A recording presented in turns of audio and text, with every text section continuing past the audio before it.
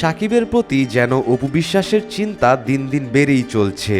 অপু বিশ্বাস তার নিজের ফেসবুকে সাকিব খানের সাথে একটি ছবি শেয়ার করেন। ছবির ক্যাপশনে লেখা ছিল, খুব চেষ্টা করছি কিন্তু ছাড়াতে পারছি না। অপু মূলত সাকিবের সিগারেট ছাড়ানোর কথা বলেছে। সেই পোস্টটি ঘিরে তৈরি হয় বেশ চাঞ্চল্য। অনেকে তাদের নিজস্ব মন্তব্য শেয়ার করেন। চলুন আমরা তাদের মন্তব্যগুলো দেখে আসি। রাসেল লিখেছেন, এক ঘরে 203-এর যে আগুন সবসময় জ্বলে, ভাইজানের তো এমনিতেই ধোয়া হয়ে যাওয়ার কথা। এর মাঝে আবার আলাদা করে সিগারেট খাওয়ার কি দরকার?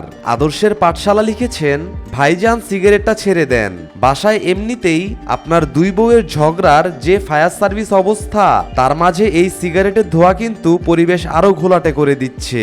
এবি বাঁধন লিখেছেন, সিগারেট খেলে আয়ু কমে, ভাবি উনাকে একটু বুঝিয়ে বলেন, উনি তাড়াতাড়ি পটল তুললে আপনাদের 203-এর ঝগড়াটা কে থামাবে?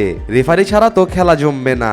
এমডি রফিকুল ইসলাম লিখেছেন, সিগারেটের ধোয়া লাগবে না, আপনারা 203 মিলে ওনাকে যে প্যারা দেন তাতেই তো বেচারা ধোয়া হয়ে যাচ্ছে।